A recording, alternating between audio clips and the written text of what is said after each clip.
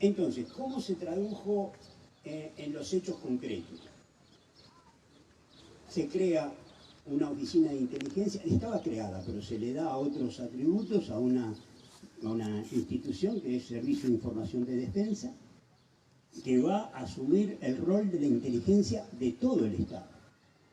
Y después otros organismos más concretos, represivos, operativos. El CID dependía directamente del comando del ejército, de los comandantes en jefe, de la Junta de Comandantes en Jefe. Y por lo tanto, se pretendía que tuviera control sobre todas las actividades de la sociedad. Es decir,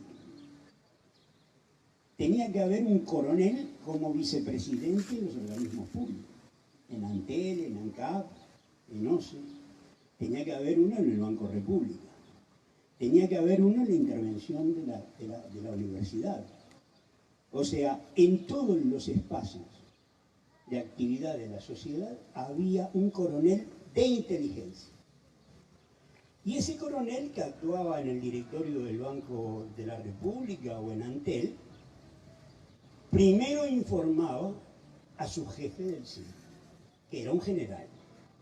Y el general, cualquier cosa, informaba al comandante supremo de las Fuerzas Armadas. Esa era la norma. Entonces, todo lo que pasaba en cualquiera de las instituciones del Estado se filtraba por un criterio de seguridad. Y les doy algunos ejemplos, son muchísimos, pero por ejemplo, si alguien, digamos, un señor Talvi, estudiante de economía, le dan una beca para ir a estudiar economía en Estados Unidos, esa solicitud venía al CID y el CID debía decidir si se le daba o no la beca. ¿Y cómo hacían? Bueno, el CID buscaba en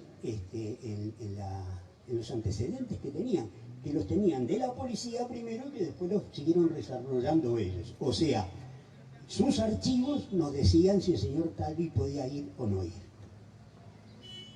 Otro ejemplo, cuando alguien era subjefe en una sucursal del Banco República y el jefe de él no se iba nunca, porque estaba prendido ahí, porque necesitaba trabajar, lo que fuera, el subjefe podía perfectamente mandar una carta al CID diciendo, miren que este señor, que es jefe de esta sucursal, es comunista.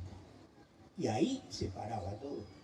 Inmediatamente se hacían las averiguaciones y muy probablemente a ese jefe lo sacarían de esa y lo pondrían en una categoría C de ciudadanos que no podían participar en cargos públicos, porque uno siempre tiene antecedentes. Si yo fui a una asamblea de AEBU en los años 70, en los años 60, sin duda que se debe haber discutido de cosas que para los militares era subversión, ¿verdad? Entonces, nosotros tenemos referencias de una cantidad de esas situaciones que, digamos, convirtió al soplón en un actor principal de nuestra sociedad. No se sabe, pero es así. Y eso aparece en los archivos militares.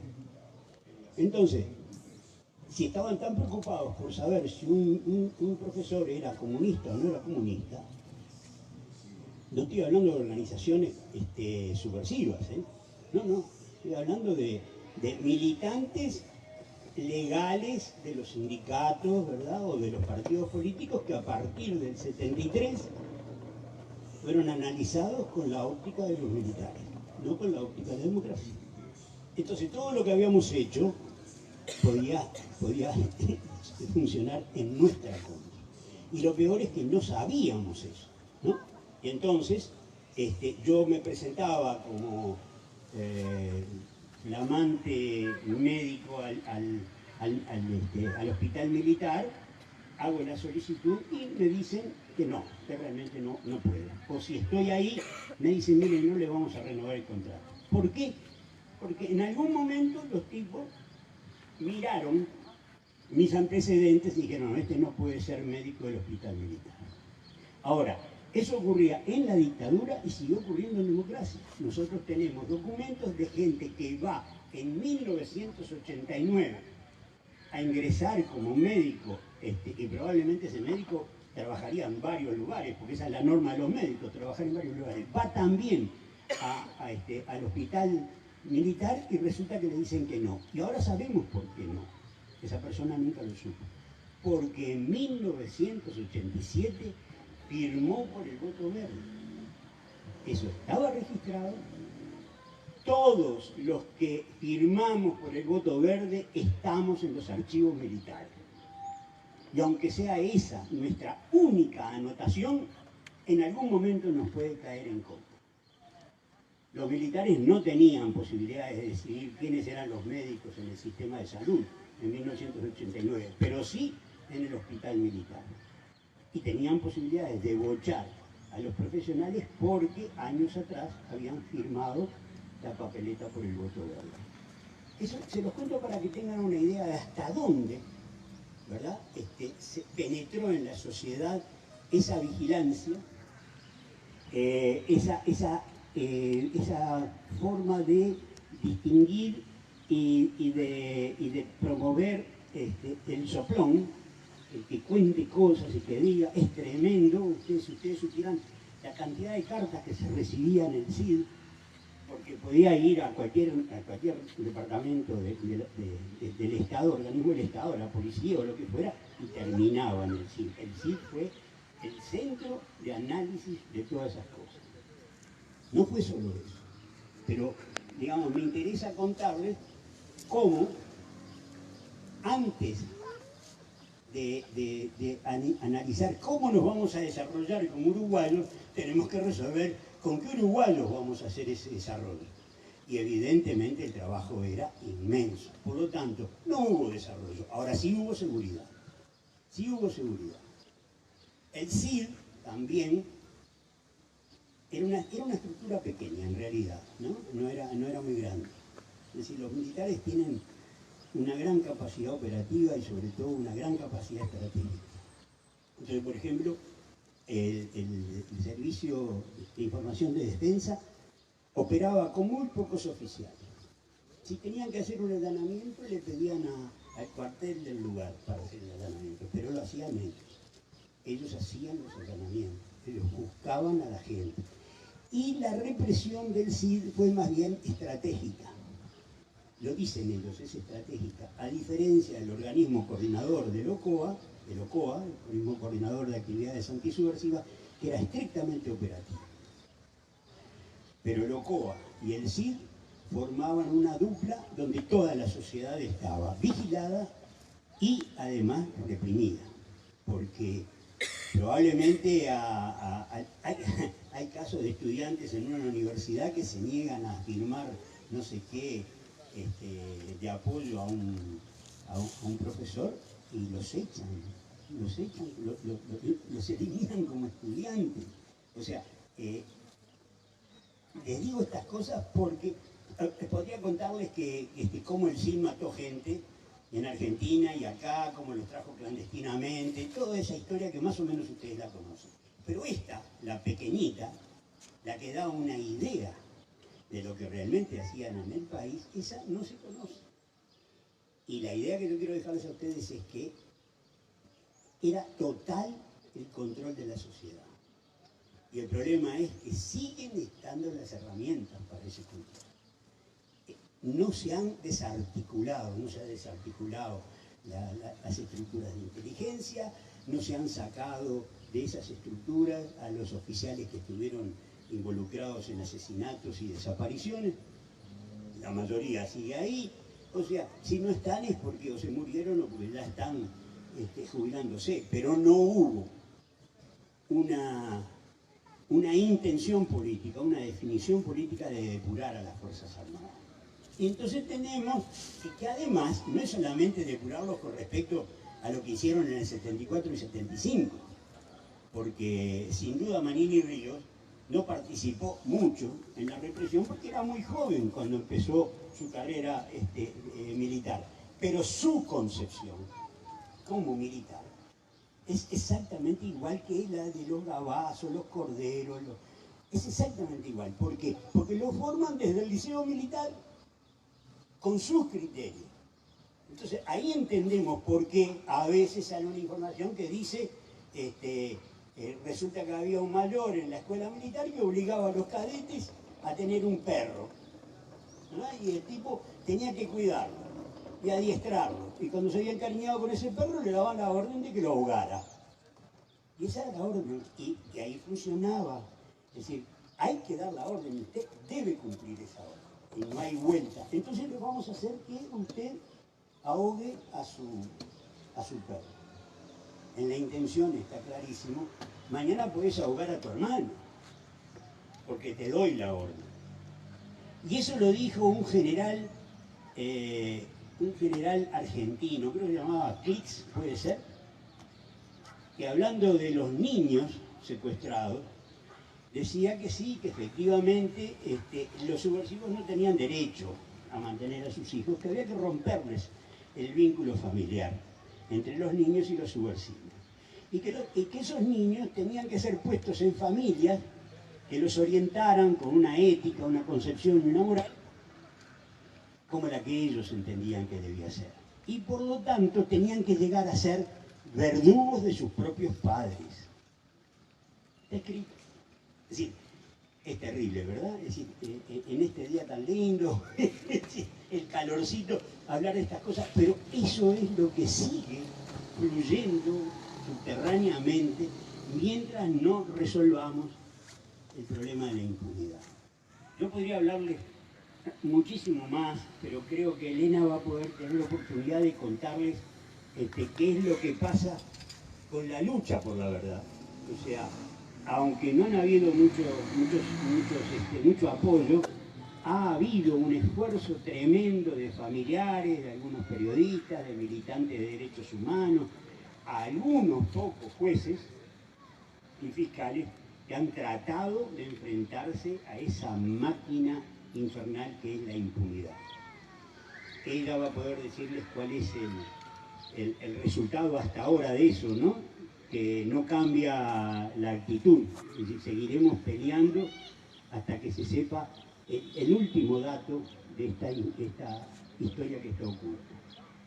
Bueno, eso era lo que yo quería contarles. Quería decirles que episodios como el de Manini, y el de Manini también, pero como el de Larrañaga, que una y otra vez proponen sacar a la calle a las Fuerzas Armadas, resolver con las armas o con el miedo, porque esa es una herramienta impresionante.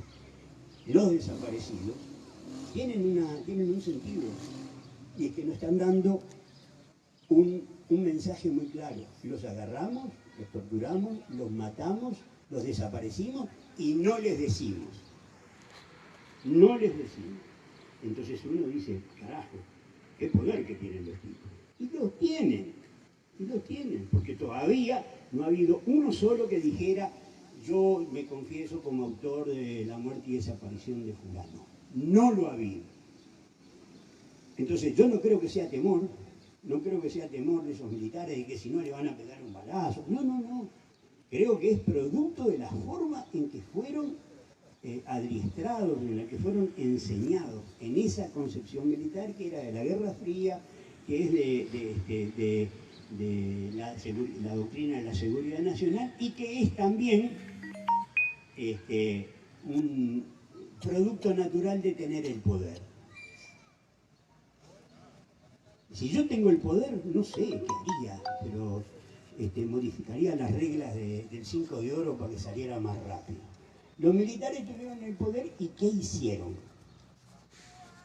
Se llevaron el país para sus casas, lo regalaron con total impunidad y todavía no han pagado cuenta.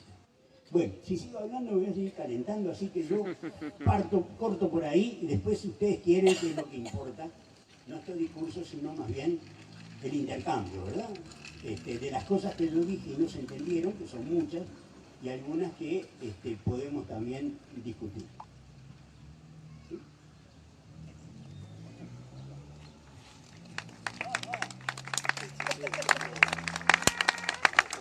¿Saben qué?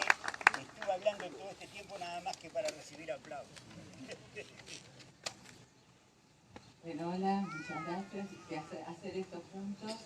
Y bueno, poco disculpen que yo siempre leo y siempre me armo algo leído porque a veces me tranco, se me pierde, después me hago lagunas y no termino de redondear las ideas. Y creo que bueno, que no sabíamos cuántos seríamos ni quiénes seríamos y seguramente no voy a plantear ninguna novedad porque somos todos seguramente activos, trabajadores por toda esta temática, pero me parece que está bueno igual poner los acentos que cada uno desde su lugar los ve fuertemente. Como familiar de desaparecido, no puedo empezar esto sin mencionar a Bleyer y a la recuperación que hemos conseguido, que lo hemos encontrado y que se lo ha podido identificar.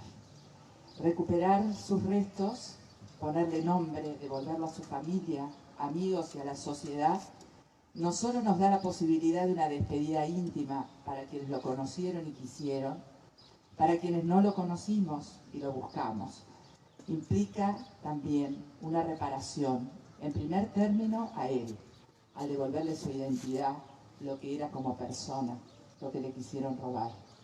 En estos días las notas periodísticas nos ayudan a conocerlo como un hombre de trabajo, de familia y también de ideales y compromisos sociales, como un uruguayo, como uno de todos nosotros. Pero además se hace pública y visible la verdad de lo que padeció, que reaparece con él, lo que siempre negaron y lo que quisieron hacer e hicieron al mantenerlo desaparecido. La sociedad ahora puede preguntarse más cosas y exigir respuestas hoy, en este presente. ¿Por qué sucedieron? Y fundamentalmente, si estamos haciendo todo lo posible para que no vuelva a suceder.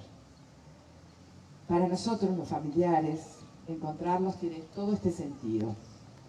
Un sentido que de a poco hizo carne en la sociedad. Buscar y encontrar dónde enterraron a los desaparecidos necesita de esa conciencia, de aumentarla, para exigir el compromiso y la acción del Estado, sin lo cual no lo hubiéramos tenido. Si esta búsqueda continúa es esencialmente porque la sociedad lo sigue reclamando cada vez con más fuerza. Por eso, gracias a todos ustedes por hacer suyo este tema, por ir entendiendo esencialmente con el corazón y de a poco con la conciencia que es parte del presente que queremos, sin dictadura ni autoritarismos.